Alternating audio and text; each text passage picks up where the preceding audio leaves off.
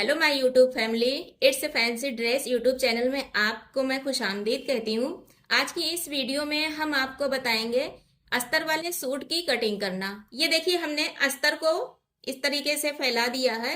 ये 4 fold fabric है, ये डबल है और ये डबल है। इस तरह से इसकी चौड़ाई जो हमने फैलाई है, ये देखिए, इसे हमने 12 इंच पर फैलाई है। इधर ये किनारी है जो कटकर निकल जाएगी।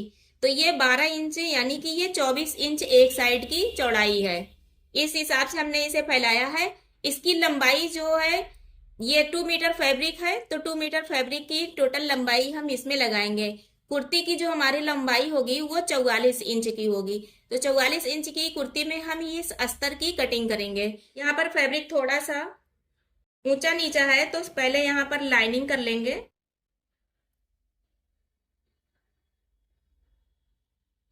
यहाँ हम शोल्डर की मार्किंग करेंगे। शोल्डर हम लेंगे 7.25 इंच। इस तरह से 7.25 इंच पर शोल्डर की मार्किंग की। यहां से शोल्डर हम 1.25 इंच डाउन करेंगे। यहां पर हम नेक की मार्किंग करेंगे। तो नेक जो हमारा होगा, इसे हम 2.5 इंच रखेंगे। 2.5 इंच पर हमने मार्किंग की। इस मार्किंग को यहां से मिला देंगे। देखिए, इस तरह।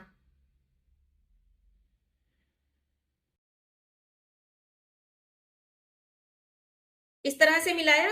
इसके नीचे एक मार्किंग हम और करेंगे, सिलाई के मार्जिन लेके 1/2 इंच पर। ये देखिए, इस तरह से 1/2 इंच पर हमने सिलाई की मार्जिन लेके इसकी मार्किंग कर दी। अब हम यहां से अपने आर्मोल की मार्किंग करेंगे। तो आर्मोल जो हमारा है वो हम लेंगे 7 इंच। ये जो सिलाई की मार्किंग है, यहां से हम नापेंगे। सिलाई की मार्किंग से 7 इंच मार्क लगाएंगे। ये 7 इंच पर हमने मार्किंग की। इस लाइन को हम सीधा कर देंगे।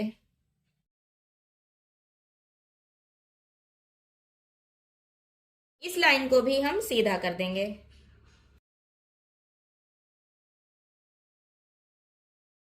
चेस्ट की मार्किंग करेंगे।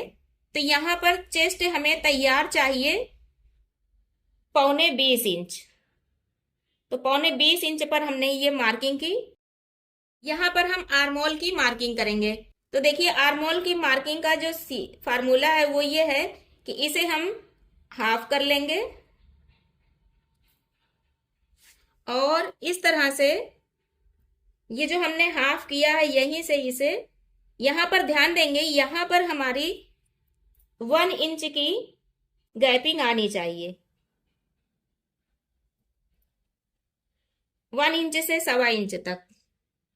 तो इस तरह से हम इसे यहां पर ले जाकर मिलाएंगे। लेकिन यहां ध्यान देंगे, यहां हमारा फैब्रिक कम नहीं होना चाहिए। तो इस तरीके से हम चाक को रखेंगे और इस तरीके से हम यहां पर मिलाएंगे। ये देखिए,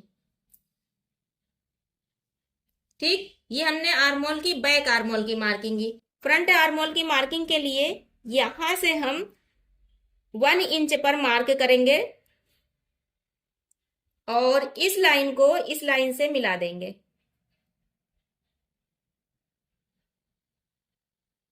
ये हाफ की मार्किंग है। अब फिर इसी लाइन को यहीं से हम इसको भी अंदर करेंगे। ध्यान दीजिएगा, इस तरह से इन दोनों के बीच में हमारी गैपिंग जितनी यहां है उतनी यहां होनी चाहिए।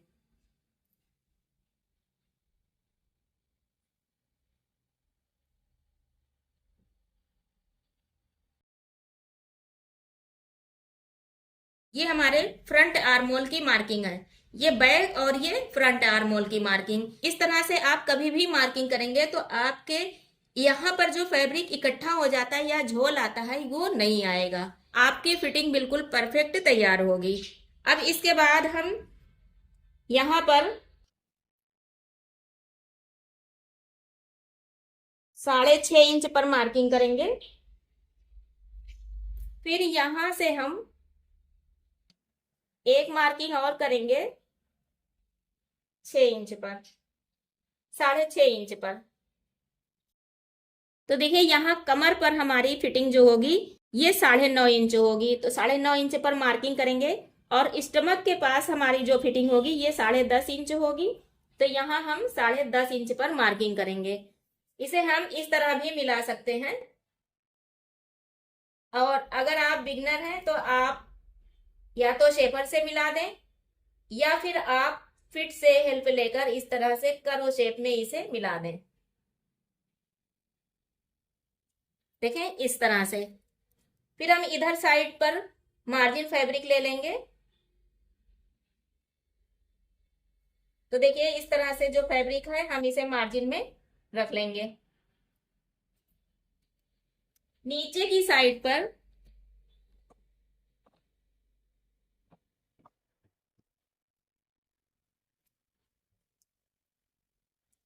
देखिए जो हमारा दामन होगा इसकी जो चौड़ाई होगी ये होगी 23 इंच। तो इस तरह से 23 इंच 11.5 इंच पर हम मार्किंग करेंगे, और इसे हम यहां से मिलाएंगे एक दूसरे से। तो इसके मिलाने के लिए आप फिट का भी हेल्प ले सकते हैं, या आप फीते से इस तरह मार्किंग कर सकते हैं।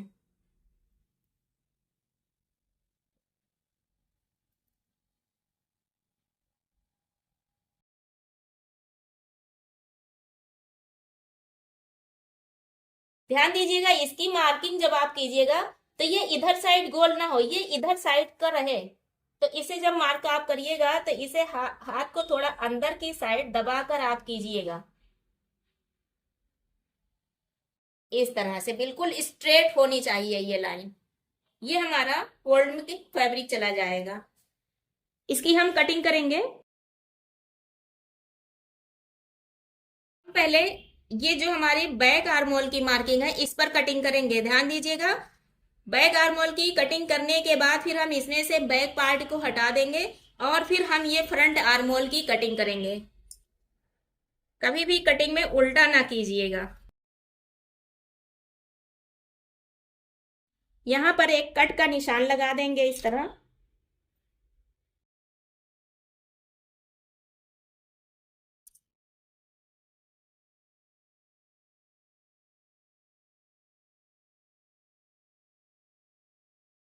यहां भी एक कट लगा देंगे।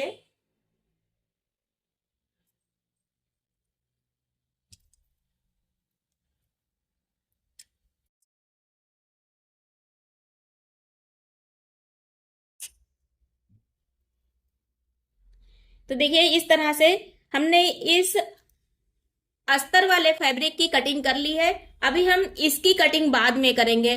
फिलहाल हम इसको रखकर जो हमारा मेन फैब्रिक है उसकी हम कटिंग कर लेंगे। ये देखिए हमारा मेन फैब्रिक है, इस पे इस तरह से वर्क बना हुआ है। यहाँ नेक पर इस तरीके से यहाँ डिजाइन है, और ये ताबीज बनी हुई है डिजाइन से। तो इसी पर हम अपने अस्तर वाले फैब्रिक को रखेंगे और इसकी कटिंग करेंगे। तो देखिए इस तरह से हमने इस अस्तर वाले फैब्रिक को इस मेन फैब्रिक पर फैला रखा है। अस्तर वाले फैब्रिक में हमने ये फ्रंट पार्ट को फैलाया, इसमें से हमने बैक पार्ट को हटा दिया है, क्योंकि इसी की कटिंग के साथ हम इस जो हमारा मेन आर्मोल की कटिंग है उसे भी साथ में ही करेंगे।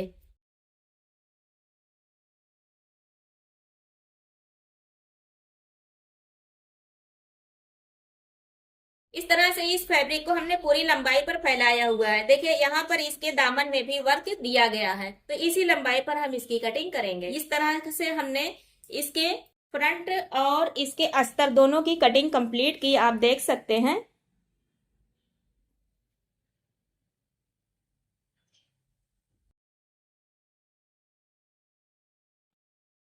इसमें जो नेक की कटिंग है इसे हम सिलाई के टाइम पर करेंगे, इसे हम अभी नहीं करेंगे, क्योंकि इसकी नेक की जो हम कटिंग करेंगे इसे अस्तर के साथ रखकर पहले सिलाई लगाएंगे, फिर इसकी हम कटिंग करेंगे। तो फिलहाल हम इसे इसी तरह रख देते हैं। यहाँ पर हम एक निशान जरूर लगा देंगे। तो देखिए इस तरीके से इस बैक पार्ट के फैब्रिक पर हमने बैक पार्ट के अस्तर को फैला दिया है। अब सेम जो ये कटिंग हुई है इसी कटिंग को हम इस पर करेंगे।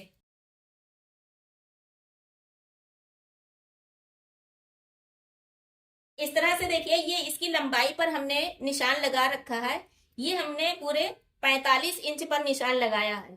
इसे हम फोल्ड करेंगे और फ्रंट पार्ट की लंबाई जितना इससे हम तैयार करेंगे। तो इसकी कटिंग हम यहाँ से करेंगे, क्योंकि बैक साइड में हम जो दामन फोल्ड करेंगे इसे हम 2 इंच तक फोल्ड कर देंगे।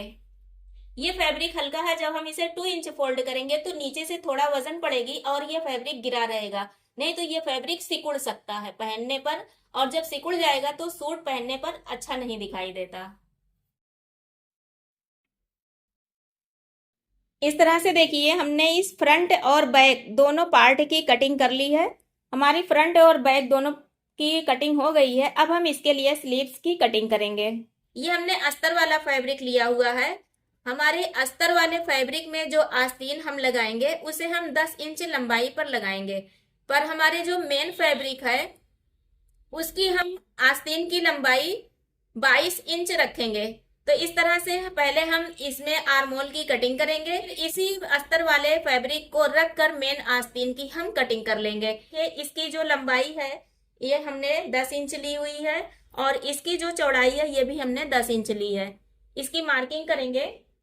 आर्मोल की जो हमने मार्किंग की थी वो 7 इंच की थी।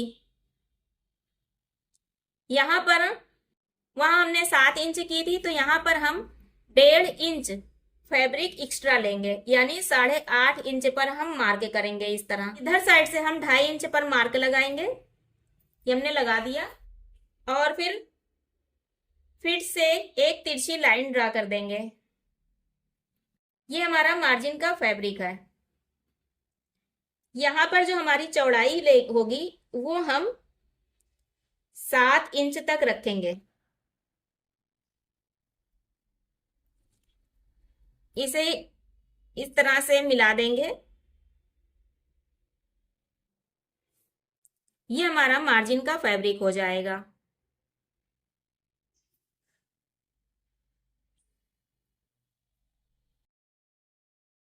यहां पर मार्किंग करेंगे तो इसे यहां से उठाएंगे और थोड़ा सा अंदर की साइड ले जाते हुए फिर इसे हम गोल कर देंगे।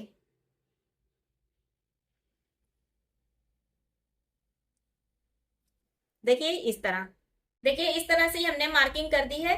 अब हम इसकी कटिंग कर देंगे। देखिए इस तरीके से हमने इसकी कटिंग कर दी। इसमें जो हम फ्रंट आर्मोल की कटिंग करेंगे इसी तरीके यहां से हम नई फैब्रिक को हटाएंगे। इस फैब्रिक को हम यहां से हटाएंगे।